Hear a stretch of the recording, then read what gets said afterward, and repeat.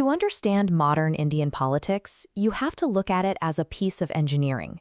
For 25 years, the country was governed by multi-party coalitions that were often fragile, slow, and prone to internal gridlock. By 2013, public frustration had reached a breaking point. Widespread corruption scandals and a perceived sense of bureaucratic stagnation created a political vacuum that the established order was failing to fill. The BJP responded with a strategic pivot. They nominated Narendra Modi, shifting away from their previous moderate coalition model toward a more assertive leadership style that blended Hindutva ideology with a focus on administrative efficiency. This chart illustrates the result of that shift. In 2014, the party secured 282 seats, the first outright majority for any single party in 3 decades. By 2019, they pushed that even further to 303 seats, completely ending the era of coalition dependency. This dominance resulted from a calculated 3-part political infrastructure that fundamentally changed how the party interacts with the Indian voter. Control begins at the voting booth. Since 2013, the party has focused on a hyper-localized organizational structure called the Pana Pramukh system, which breaks down the electorate into manageable, microscopic units. A Pana Pramukh is a party worker assigned to just one page of the electoral roll. Their entire job is to maintain constant, year-round contact with those specific 30 to 60 voters, ensuring the party's message reaches every single doorstep. This system is powered by the Rashtriya Swayamsevak Sangh, which provides a massive network of dedicated workers to maintain the physical presence required for this level of organization. This ground-level network functions as a direct bridge, translating high-level policy into a personal relationship with the individual voter. This machinery relies equally on a new model of welfarism. The party transitioned away from traditional rights-based entitlements toward a Labarthi, or beneficiary model, centered on direct state-to-citizen delivery.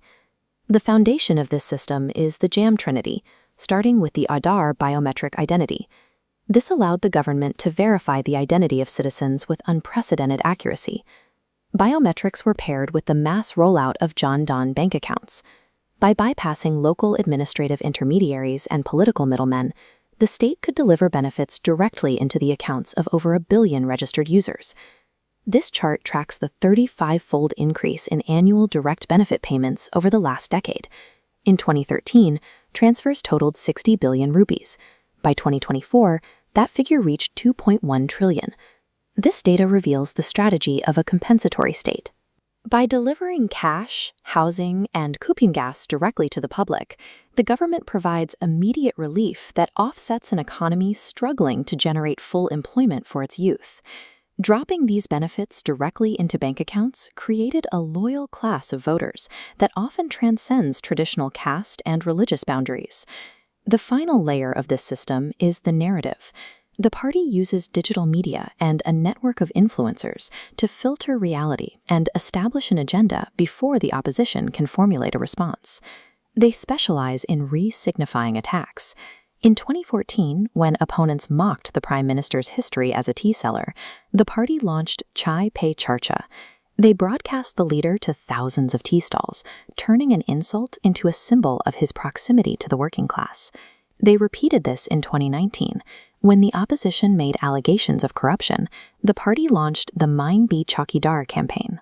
Millions of supporters added the prefix watchman to their social media profiles, turning the charge into a collective image of duty and security. This centralized brand allowed the party to expand into regions where it was previously an outsider. Through the Northeast Democratic Alliance, they co-opted regional parties and shifted the political map of the Northeast.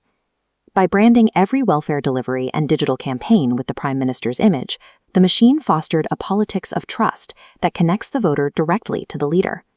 This breakdown shows the shift in 2024. Despite its momentum, the party dropped to 240 seats, losing its absolute majority for the first time in a decade. In Uttar Pradesh, the machine faced a major failure. The party's goal of over 400 seats sparked fear among lower caste voters that a supermajority would amend the constitution and abolish reservations. Simultaneously, the opposition adapted. The new PDA coalition fractured the BJP's strategy, successfully drawing away backward classes and Dalit voters from the party's base. Survey data also highlighted the limits of welfare. With 62% of voters finding it harder to secure employment, economic anxiety began to outweigh the benefits of direct cash transfers. The party remains the central fulcrum of Indian politics, but unchallenged hegemony is fading. Its longevity now depends on delivering foundational economic security to satisfy the aspirations that welfare management alone cannot meet.